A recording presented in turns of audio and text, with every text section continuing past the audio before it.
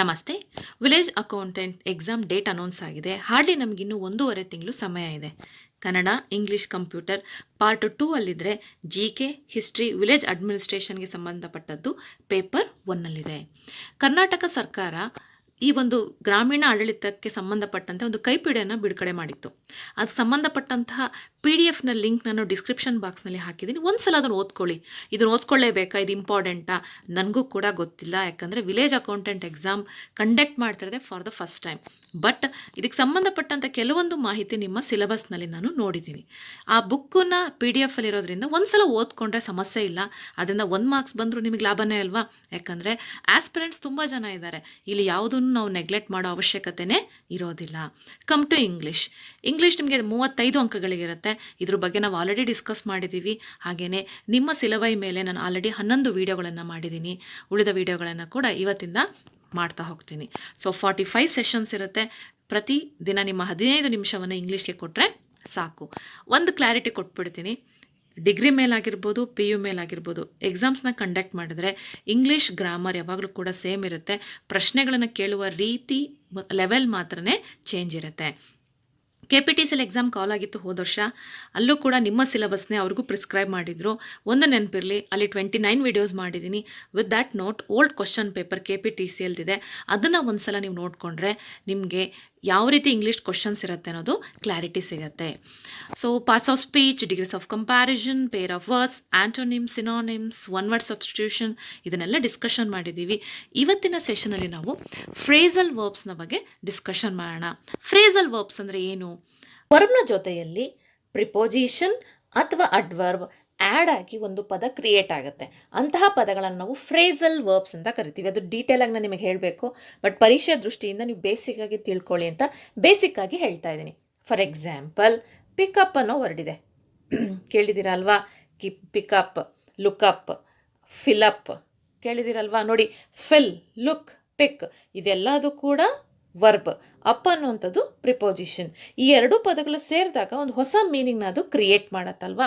ಇಂಥದ್ದನ್ನು ನಾವೇನಂತ ಕರಿತೀವಿ? Phrasal verbs. Some time preposition add ಆಗುತ್ತೆ, ಸಮ್ ಟೈಮ್ ಅಡ್ವರ್ಬ್ ಆ್ಯಡ್ ಆಗುತ್ತೆ. ಇದೆರಡೂ ಆ್ಯಡ್ ಆದಾಗ ಒಂದು ಡಿಫ್ರೆಂಟ್ ಆಗಿರೋ ಮೀನಿಂಗ್ನ ಅದು ಕ್ರಿಯೇಟ್ ಮಾಡುತ್ತೆ. ಪರೀಕ್ಷೆಗೆ ಇದು ತುಂಬಾ ಇಂಪಾರ್ಟೆಂಟ್. ಇದರ ಮೇಲೆ ನಿಮಗೆ ಪ್ರಶ್ನೆಗಳು ಕಂಪಲ್ಸರಿ ಎರಡಾದರೂ ಇದ್ದೇ ಇರುತ್ತೆ. ಬನ್ನಿ ಹಾಗಾದರೆ ಎಕ್ಸಾಂಪಲ್ಸ್ನ ನೋಡ್ತಾ ಹೋಗೋಣ.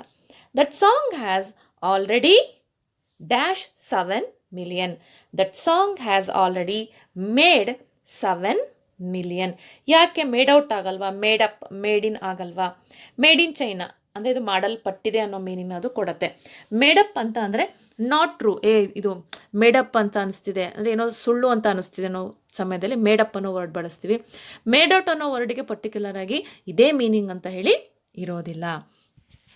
ನೆಕ್ಸ್ಟ್ ಕ್ವಶನ್ನ ನೋಡೋಣ ಬನ್ನಿ. You can dash words in a dictionary. You can look after, you can look up, you can look up to, you can look into. ಇಲ್ಲಿ ಲುಕ್ ಅನ್ನುವಂಥದ್ದು verb. After, up, up to, into ಅನ್ನುವಂಥದ್ದು ಏನಾಗುತ್ತೆ? Preposition ಆಗುತ್ತೆ. You can look after. Look after ಅಂತ ಅಂದರೆ ನೋಡ್ಕೋ, care ಅನ್ನೋ ಮೀನನ್ನ ಕೊಡುತ್ತೆ. ಲುಕ್ ಅಪ್ ಅಂತ ಅಂದರೆ ಡಿಕ್ಷನರಿಯಲ್ಲಿ ಸರಿಯಾಗಿ ನೋಡು. You can look up words in a dictionary. You can look up to ಅಂತಂದರೆ ತುಂಬ ಡೀಪ್ ಅನ್ನೋ ಮೀನಿನ ಕೊಡುತ್ತೆ. ಲುಕ್ ಇನ್ ಟು ಅಂತಂದರೆ ಒಳಹಕ್ಕಿ ನೋಡು ಅನ್ನೋ ಮೀನಿನ ಕೊಡುತ್ತೆ. ಸೊ ಇಲ್ಲಿ answer look up. Third one ನೋಡೋಣ. Sorry I am late, my car dash petrol. Choice ಏನಿದೆ ನೋಡಿ. Ran out, ran out of, ran out on, ran in to.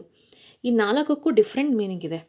Ran out ಅಂತ ಅನ್ನೋ ವರ್ಡ್ಗೆ ಆಫ್ನ ಆ್ಯಡ್ ಮಾಡಿದಾಗ ಮಾತ್ರ ಅದೊಂದು ಮೀನಿಂಗ್ ಕೊಡುತ್ತೆ. ರ್ಯಾನ್ ಔಟ್ ಅನ್ನೋವಂಥದ್ದು ಐಡಿಯಾನ ಸಿಂಬಲೈಸ್ ಮಾಡುತ್ತೆ. ರ್ಯಾನ್ ಔಟ್ ಆಫ್ ಅಂತಂದರೆ ಫಿನಿಶ್ ಅಥವಾ ಕಂಪ್ಲೀಟ್ ಆಗಿದೆ ಅಂತ. ರ್ಯಾನ್ ಔಟ್ ಆನ್ ಅಂದರೆ leave someone. For example, ಯಾವುದೋ ರಿಲೇಷನ್ಶಿಪ್ ಇವಾಗ ಡಿವೋರ್ಸ್ ಆಗಿದೆ ಅಂತಂದಾಗ ರ್ಯಾನ್ ಔಟ್ ಆನ್ ಅನ್ನೋ ವರ್ಡನ್ನು ಬಳಸ್ತಾರೆ. ರ್ಯಾನ್ ಇಂಟು ಇಟ್ ಅಂತಂದರೆ ಅದ್ರ ಒಳಗಡೆ ಹೋಗಿ ನೋಡೋವಾಗ ಅದ್ರ ಮೀನಿಂಗ್ ಗೊತ್ತಾಗತ್ತೆ ಅಂತ. ಇಲ್ಲಿ ಕರೆಕ್ಟಾದ meaning sorry I am late, my car ran out of petrol. Next ನೋಡಿ. Those bright yellow football boots really stand out. ಯಾಕೆ ಸ್ಟ್ಯಾಂಡ್ ಅಪ್, ಸ್ಟ್ಯಾಂಡ್ ಡೌನ್ ಅಥವಾ ಸ್ಟ್ಯಾಂಡ್ ಫಾರ್ ಆಗೋದಿಲ್ಲ? ಸ್ಟ್ಯಾಂಡ್ ಅಪ್ ಅಂತ ಅಂದರೆ ನಾನು ಬೇರೆಯವರಿಗೋಸ್ಕರ ನಾನು ನಿಂತ್ಕೊಳ್ತೀನಿ, ಅವರಿಗೋಸ್ಕರ I will do something for them ಅನ್ನೋ ಮೀನಿಂಗ್ ಅದು ಕೊಡುತ್ತೆ. ಸ್ಟ್ಯಾಂಡ್ ಡೌನ್ ಅಂತ ಅಂದರೆ ಅನ್ಎಕ್ಸ್ಪೆಕ್ಟೆಡ್ಲಿ ಆಗುವಂತಹ ಒಂದು ಸಿಚುಯೇಷನನ್ನು ಅದು ರೆಪ್ರೆಸೆಂಟ್ ಮಾಡುತ್ತೆ. ಓಕೆ, ಸ್ಟ್ಯಾಂಡಪ್ ಅಂತಂದರೆ ನನ್ನನ್ನು ನಾನು ಡಿಫೆಂಡ್ ಮಾಡ್ಕೊಳ್ಳೋ, I stand up for my self. ಅರ್ಥ ಆಗ್ತಿದೆ ಅಲ್ವಾ? ಸ್ಟ್ಯಾಂಡ್ ಔಟ್ ಅಂತಂದರೆ ಐ ರಿಸೈನ್ ದ ಜಾಬ್, ನಂಗೆ ಅದು ಇಷ್ಟ ಇಲ್ಲ, ಅದಕ್ಕೆ ನಾನು ಬಿಡ್ತಾ ಇದ್ದೀನಿ, ರಿಸೈನ್ ಮಾಡಬೇಕಾದ್ರೆ ಆ ವರ್ಡ್ನ ಬಳಸ್ತಾರೆ. ಸ್ಟ್ಯಾಂಡ್ ಔಟ್ ಅಂತ ಅಂದರೆ ಅಟ್ರ್ಯಾಕ್ಟ್, ಅಟೆನ್ಷನ್ ಅಥವಾ ನೋಟಿಸಬಲ್ ಅನ್ನೋವಂಥ ವರ್ಡ್ನ ಕೊಡುತ್ತೆ. ಸ್ಟ್ಯಾಂಡ್ ಫಾರ್ ಯು, ನಾನು ನಿನಗೆ ಸಪೋರ್ಟ್ ಮಾಡ್ತೀನಿ. ಅರ್ಥ ಆಗ್ತಿದೆಯಾ? ಸೊ ನೋಡಿ, ಇಲ್ಲಿರುವಂತಹ ವರ್ಬ್ ಸೇಮ್, ಆದರೆ ಈ ಪ್ರಿಪೋಸಿಷನ್ನ ಆ್ಯಡ್ ಮಾಡಿದಾಗ ಮೀನಿಂಗ್ ಎಷ್ಟು ಚೇಂಜ್ ಆಗುತ್ತಲ್ವಾ? So the answer here is stand out. Oh no, the building's lift has dash again. Answer ನೋಡಿ, broken down, broken up, broken in, broken out. Break, broke, broken. ಇದು past participle ಆಗುತ್ತೆ. ಸೊ ಇದು ಕೂಡ ವರ್ಬಿನ ಫಾರ್ಮೇ ಅಲ್ವಾ? So ಈ ವರ್ಬಿಗೆ ನಾವಿಲ್ಲಿ ಏನು ಮಾಡಿದ್ದೀವಿ? ಫ್ರೇಸಲ್ ಆ್ಯಡ್ ಆಗಿದೆ. ಸೊ ಒಂದು ಡಿಫ್ರೆಂಟ್ ಆಗಿರೋ ಮೀನಿಂಗ್ನ ಕೊಡುತ್ತೆ. ಬ್ರೋಕನ್ ಡೌನ್ ಅಂದರೆ ಏನು ಮೀನಿಂಗು? Bad condition. ನೋಡಿ, ಡಿಫ್ರೆಂಟ್ ಆಗಿರೋ meaning. Broken up, stop. Breakup word ಕೇಳಿದಿರಲ್ವಾ? ಅಂದರೆ ಸಂಬಂಧವನ್ನು ಕಳ್ಕೊಳ್ಬೇಕಾದ್ರೆ ಐ ಬ್ರೇಕಪ್ ಕೇಳಿದಿರಲ್ವಾ? ಬ್ರೋಕನ್ ಇನ್, ಸೊ ಏನಾಗುತ್ತೆ? Break in. ಸೊ ನಾನೊಂದು ಹೊಸ ವಿಷಯಕ್ಕೆ ಎಂಟರ್ ಆಗ್ತಾ ಇದ್ದೀನಿ, ಟು ಎಂಟರ್ ಸಮಥಿಂಗ್ ಅನ್ನೋ ಮೀನಿಂಗ್ನ ಅದು ಕೊಡುತ್ತೆ. ಬ್ರೋಕನ್ ಔಟ್ ಅಥವಾ ಬ್ರೇಕ್ಔಟ್, ನನ್ನ ತಾಳ್ಮೆನ ಕಳ್ಕೊಳ್ತಾ ಇದ್ದೀನಿ, ಐ ಬ್ರೇಕ್ಔಟ್ ಎವ್ರಿಥಿಂಗ್, ಎಲ್ಲ ಹೇಳ್ಬಿಡ್ತೀನಿ ಅನ್ನೋ ಟೈಮಲ್ಲಿ ಬರುತ್ತೆ. ಸೊ ಇಲ್ಲಿ ಪ್ರತಿಯೊಂದು ಫ್ರೇಸಲ್ ವರ್ಬ್ಸಿಗೂ ತುಂಬ ಟೈಮಲ್ಲಿ ಮಲ್ಟಿಪಲ್ ಮೀನಿಂಗ್ಸ್ ಇರುತ್ತೆ. ಅಕಾರ್ಡಿಂಗ್ ಟು ಸಿಚುಯೇಷನ್ ನೀವು ಅದನ್ನು ಅರ್ಥ ಮಾಡ್ಕೋಬೇಕು. Oh no, the building's lift has broken down again. So the answer is broken down. I hope ನಾನು ಹೇಳ್ತಿರೋದು ನಿಮ್ಗೆ ಅರ್ಥ ಆಗ್ತಿದೆ ಅಂತ ನಾನು ಅಂದ್ಕೊಳ್ತೀನಿ. Our baby sitters really good at dash our kids. Our baby sitters really good at looking after our kids. Looking after ಅಂತಂದರೆ caring ಅನ್ನೋ ಮೀನನ್ನ ಕೊಡುತ್ತೆ. ಲುಕಿಂಗ್ ಇಂಟು ಅಂತಂದರೆ ರಿಸರ್ಚ್ ಮಾಡುವಂಥದ್ದು, ಒಂದು ವಿಷಯದ ಬಗ್ಗೆ ಡೀಟೇಲಾಗಿ ತಿಳ್ಕೊಳ್ಳೋ ಅಂಥದ್ದು. ಅರ್ಥ ಆಗ್ತಿದೆಯಲ್ವಾ? ಲುಕಿಂಗ್ ಡೌನ್ ಆನ್ ಅಂತ ಅಂದರೆ ನಾನು ನಿಮಗಿಂತ ತುಂಬ ಚೆನ್ನಾಗಿದ್ದೀನಿ, I'm better than other person ಅನ್ನೋ ಮೀನನ್ನ ಕೊಡುತ್ತೆ. ಲುಕಿಂಗ್ ಫಾರ್ ಅಂತ ಅಂದರೆ I am searching for something, ನಾನು ಏನನ್ನು ಹುಡುಕ್ತಾ ಇದ್ದೀನಿ. So look after, look in ಟೂನೂ ಆಗುತ್ತೆ. ಸೊ ಇಲ್ಲಿ looking according to the sentence ನಮಗೆ ವರ್ಬ್ 1, ವರ್ಬ್ 2, ವರ್ಬ್ 3 ಚೇಂಜಸ್ ಆಗುತ್ತೆ. ಅದ್ರ ಬಗ್ಗೆ ಹೆಚ್ಚು ತಲೆ ಕೆಡಿಸ್ಕೋಬೇಡಿ. So the answer is looking after. Next ನೋಡೋಣ. The bus was nearly full, so it was difficult to. So ಸೆಂಟೆನ್ಸಲ್ಲಿರುವಂತಹ ಮೀನನ್ನ ಅರ್ಥ ಮಾಡ್ಕೊಳ್ಳಿ. ಬಸ್ ತುಂಬ ಜನ ತುಂಬಿದ್ರು, ಹಾಗಾಗಿ ನನಗೆ ಹತ್ತೋಕ್ಕಾಗಲಿಲ್ಲ, ಕಷ್ಟ ಆಯಿತು. Get in, get on, get up, get into. So ನಿಮಗೆ ಆನ್ಸರ್ ಸ್ವಲ್ಪ ಕನ್ಫ್ಯೂಷನ್ ಆಗ್ಬೋದು. ಗೆಟ್ ಇನ್ ಅಂದರೆ ನಾನು ಒಳಗೆ ಬರ್ಬೋದಾ? ಗೆಟ್ ಆನ್ ಅಂತಂದರೆ ಆನ್ ಅಂದರೆ ಮೇಲೆ ನನಗೆ ಬಸ್ಸಲ್ಲಿ ಹತ್ತಕ್ಕಾಗಲಿಲ್ಲ, ಯಾಕಂದರೆ ನಾವು ಸ್ಟೆಪ್ ಹತ್ಬೇಕು ತಾನೆ ಬಸ್ನಲ್ಲಿ. ಗೆಟ್ ಅಪ್, ಎದ್ದೇಳು ಅನ್ನೋ ಮೀನಿಂಗ್ ಬರುತ್ತೆ, ಅಲ್ಲ ಅದು ಆಗೋದೇ ಇಲ್ಲ. ಐ ಗೆಟ್ ಇನ್ ಟು, ಅದು ಒಳಗಡೆ ಹೋಗೋದಕ್ಕೆ. ಇಲ್ಲಿ ಕರೆಕ್ಟ್ ಏನು ಅಂತಂದರೆ get on. The bus was nearly full, so it was difficult to get on. ನನಗೆ ಬಸ್ ಒಳಗಡೆ ಹತ್ತಲಿಕ್ಕೆ ಕಷ್ಟ ಆಯಿತು. ಇನ್ಗೂ ಆನ್ಗೂ ಡಿಫ್ರೆನ್ಸ್ ಇದೆ ಅಲ್ವಾ? ಇನ್ ಅಂದರೆ ಏನು? ಒಳಗೆ, ಆನ್ ಅಂದರೆ ಮೇಲೆ. ಸೊ ಸ್ಟೆಪ್ನ ಹತ್ತೋದು. ಆದರೆ ಇಲ್ಲಿ ಗೆಟ್ ಆನ್ ಅನ್ನೋದಕ್ಕೆ ಅದರದ್ದೇ ಆದಂತಹ ಒಂದು ಮೀನಿಂಗ್ನ ಅದು ಕೊಡುತ್ತೆ. ನೆಕ್ಸ್ಟ್ ನೋಡಿ, if the T V is not loud enough, turn it dash a little. ನೋಡಿ, if the T V isn't loud enough, ತುಂಬ ಜೋರಾಗಿಲ್ಲ ಅಂತಂದರೆ ಅದನ್ನು ಏನು ಮಾಡಬೇಕು? ಸ್ವಲ್ಪ ಸೌಂಡ್ ಜಾಸ್ತಿ ಮಾಡಿ ಅನ್ನೋ ಮೀನಿಂಗ್ ಕೊಡುತ್ತೆ. Of, up, down, inside. ಕೆಲವೊಂದು ಸಲ ಪ್ರಶ್ನೆ ನಾವು ಫಾಸ್ಟಾಗಿ ಓದ್ಕೊಂಡಾಗ ಏನಾಗುತ್ತೆ, ಟಿ ವಿ ತುಂಬ ಸೌಂಡ್ ಆಗಿದೆ, ಅದನ್ನು ಆಫ್ ಮಾಡೋ ಅನ್ನೋ ಮೀನಿಂಗ್ ಬರ್ತಾ ಇದೆಯೋ ಅಂದ್ಕೊಂಡು ನಾವು ಬೇಗ ಆಫ್ ಅಂತ ಕ್ಲಿಕ್ ಮಾಡಿಬಿಡ್ತೀವಿ. ಆನ್ಸರ್ ಅಲ್ಲ. Turn it up a little, ಹೆಚ್ಚು ಅನ್ನೋ ಮೀನಿಂಗ್ ಕೊಡುತ್ತೆ. ಡೌನ್ ಅಂತ ಅಂದರೆ ಗೊತ್ತಿದೆ, ಆಫ್ ಅಂದರೆ ಸ್ಟಾಪ್, ಇನ್ಸೈಡ್ ಅಂತಂದರೆ ಒಳಗೆ. ಸೊ ದ ಆನ್ಸರ್ ಇಲ್ಲಿ ಅಪ್. ಇಲ್ಲಿ ಯಾವುದೇ ರೀತಿಯಾಗಿರುವಂಥ ಫ್ರೇಸಲ್ ವರ್ಬ್ಸ್ ಇಲ್ಲ, ಜಸ್ಟ್ ಪ್ರಿಪೋಸಿಷನ್ನ ಅವರಿಲ್ಲಿ ಕೊಟ್ಟಿದ್ದಾರೆ. ನೆಕ್ಸ್ಟ್ ನೋಡಿ, our plane dash 30 minutes late. Answer ತುಂಬ simple. Took off, took up, took out, took in. Take in a past tense, ಗೊತ್ತಲ್ವಾ? ಸೊ ಟೇಕ್ ಆಫ್ ಕೇಳಿರ್ತೀರಾ. ಸೊ ಯೂಶ್ವಲಿ ಟುಕ್ ಆಫಿಗೆ 2 ಮೀನಿಂಗ್ ಇರುತ್ತೆ.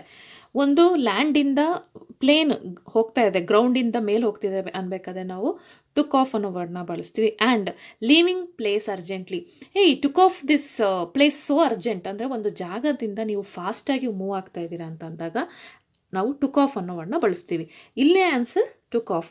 ಹಾಗಾದರೆ took up, took out, took out, took in ಏನು ಹಾಗಂದರೆ? Took up ಅಂತ ಅಂದರೆ take up successful, ನಾನು ತುಂಬ ಸ್ಟ್ರಾಂಗಾಗಿ I want to take up this ಅಂತ ಹೇಳ್ತಾರೆ, ಕೇಳಿದ್ದೀರಾ? ಸ್ಟ್ರಾಂಗ್ ಆಗಿರುವಂಥದ್ದು, ಒಂದು ವಿಷಯನ ತುಂಬ ಈಸಿಯಾಗಿ ಮೇಲೆ ತೊಗೊಂಡು ಹೋಗುವಂಥದ್ದು. ಟೇಕ್ ಔಟ್, ನಾನು ಇದರಿಂದ ಹೊರಗೆ ಬರ್ತೀನಿ. ಟುಕ್ ಇನ್ ಅಥವಾ ಟೇಕ್ ಇನ್, ಸ್ಟೇ, ಒಳಗಡೆ ಇರು, ಸೇಫ್ ಆಗಿರೋ ಅನ್ನೋ ಮೀನಿಂಗ್ನ ಅದು ಕೊಡುತ್ತೆ.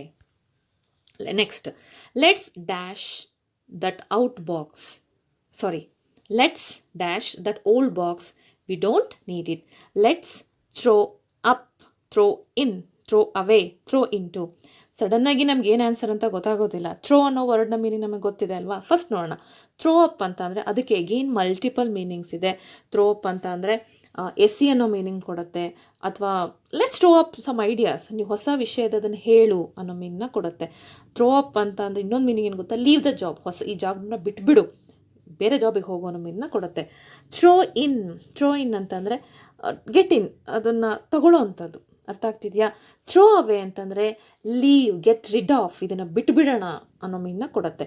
ಸೊ ಪರ್ಟಿಕ್ಯುಲರ್ ಆಗಿ ಥ್ರೋ ಅವೇ ಅಂತಂದರೆ ಟು ಗೆಟ್ ರಿಡ್ ಆಫ್, ಅಥವಾ ವೇಸ್ಟ್ ಆಫ್ ಅನ್ ಆಪರ್ಚುನಿಟಿ, ಇದು ಅವಶ್ಯಕತೆ ಇಲ್ಲ ಅನ್ನೋ ಮೀನಿಂಗ್ ಕೊಡುತ್ತೆ. Let's throw away that old box, we don't need it, ಅದನ್ನು ಹೊಸಕ್ಕೆ ಬೇಡ, ಅದರ ಅವಶ್ಯಕತೆ ನಮಗಿಲ್ಲ. ಥ್ರೋ ಇನ್ ಟು, ಅದ್ರ ಒಳಗಡೆ ಹಾಕು ಅನ್ನೋ ಮೀನಿಂಗ್ನ ಅದು ಕೊಡುತ್ತೆ. ಸೊ ಇಲ್ಲಿ ತನಕ ಈ 10 ಪ್ರಶ್ನೆಯಲ್ಲಿ ನಿಮಗೆ ಫ್ರೇಸಲ್ ವರ್ಬ್ಸ್ ಅಂದರೆ ಏನು, ಅದರ ಇನ್ನರ್ ಮೀನಿಂಗ್ ಯಾವ ರೀತಿ ಇರುತ್ತೆ ಅಂತ ಅರ್ಥ ಆಯಿತು ಅಂತ ಅಂದ್ಕೊಳ್ತೀನಿ. ಮಕ್ಕಳೇ, ಪ್ಲೆಂಟಿ ಆಫ್ ಫ್ರೇಸಲ್ ವರ್ಬ್ಸ್ ಇದೆ, ಎಲ್ಲದಕ್ಕೂ ಆಲ್ಮೋಸ್ಟ್ ಮಲ್ಟಿಪಲ್ ಮೀನಿಂಗ್ಸ್ ಇರುತ್ತೆ. ನೀವು ನಿಮ್ಮ ಎಕ್ಸಾಮ್ಸ್ನ ಮುಗಿದ ಮೇಲೂ ಕೂಡ ಫ್ರೀ ಇದ್ದಾಗ ಈ ಥರ ಫ್ರೇಸಲ್ ವರ್ಬ್ಸ್ನ ಒಂದೊಂದೊಂದು ತಿಳ್ಕೊಳ್ತಾ ಹೋದರೆ ಅದು ನಿಮ್ಗೆ ಇನ್ನೂ ಮುಂದೆ ಹೆಲ್ಪ್ ಆಗ್ತಾ ಹೋಗುತ್ತೆ. ಬನ್ನಿ ನೆಕ್ಸ್ಟ್ ಪ್ರಶ್ನೆಯನ್ನು ನೋಡೋಣ. ಹಿಂದಿನ ಪ್ರಶ್ನೆಗಳಿಗೂ ಈ ಪ್ರಶ್ನೆಗೂ ನಿಮಗೆ ಡಿಫ್ರೆನ್ಸ್ ಗೊತ್ತಾಗ್ತಾ ಇರ್ಬೋದು. ಇಲ್ಲಿ ಅವರೇ ಒಂದು ಫ್ರೇಸಲ್ ವರ್ಬ್ನ ಕೊಟ್ಟಿದ್ದಾರೆ, ಅದ್ರ ಮೀನಿಂಗ್ನ ನೀವು ಐಡೆಂಟಿಫೈ ಮಾಡಬೇಕು. I cannot make out what you say. ಮೇಕ್ಔಟಿಗೆ ಡಿಫ್ರೆಂಟ್ ಮೀನಿಂಗು ಇದೆ. I can't make out it, ಇದು ನನ್ನ ಕೈಲಿ ಮಾಡೋದಕ್ಕಾಗೋದಿಲ್ಲ ಅನ್ನೋ ಮೀನಿಂಗ್ ಕೊಡುತ್ತೆ. Rely upon, believe, understand, solve. I cannot understand what you say, ನೀನೇನು ಹೇಳ್ತೀರೋ ಅದು ನನಗೆ ಅರ್ಥ ಆಗ್ತಿಲ್ಲ ಅನ್ನೋ ಮೀನಿಂಗ್ನ ಇಲ್ಲಿ ಕೊಡ್ತಾ ಇದೆ. ನೆಕ್ಸ್ಟ್ ನೋಡೋಣ. After A prolong suffering he past ಅವೇ. ತುಂಬ ದಿನಗಳ ನಂತರ ಅಂದರೆ ಅವನು ತುಂಬ ಕಷ್ಟಪಟ್ಟ ನಂತರ ಅವನು ತೀರೋದ. ಪಾಸ್ಟ್ ಅವೇ ಅಂತ ಅಂದರೆ ಎಕ್ಸ್ಪೈರ್ಡ್, ತೀರೋಗಿದ್ದಾರೆ ಅನ್ನೋ ಮೀನಿಂಗ್ನ ಅದು ಕೊಡುತ್ತೆ. ನೆಕ್ಸ್ಟ್ ನೋಡಿ. I saw through the trick.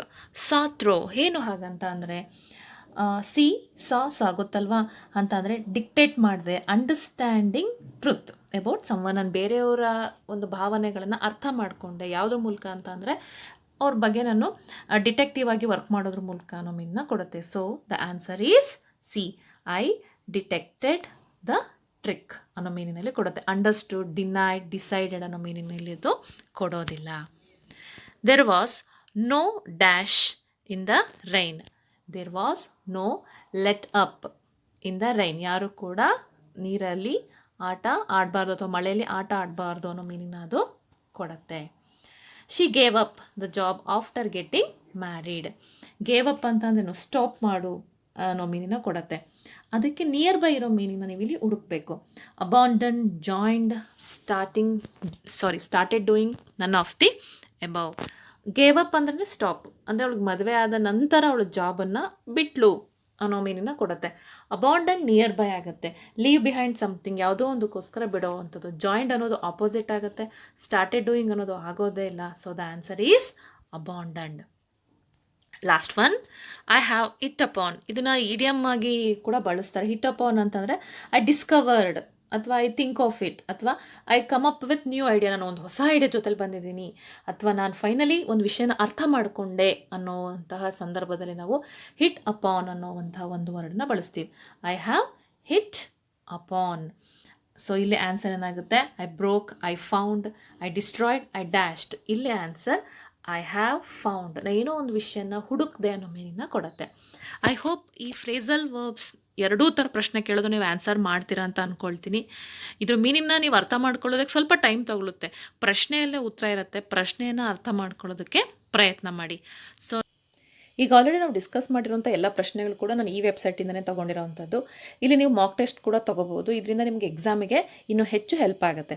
Next ಸೆಷನಲ್ಲಿ ನಾವು ಪ್ರಿಪೋಸಿಷನ್ ಹಾಗೆಯೇ ಬೇಸಿಕ್ ವರ್ಬ್ಸ್ನ ಮೇಲಿರುವಂಥ ಪ್ರಶ್ನೆಗಳ ಬಗ್ಗೆ ಡಿಸ್ಕಷನ್ ಮಾಡೋಣ. Thank you.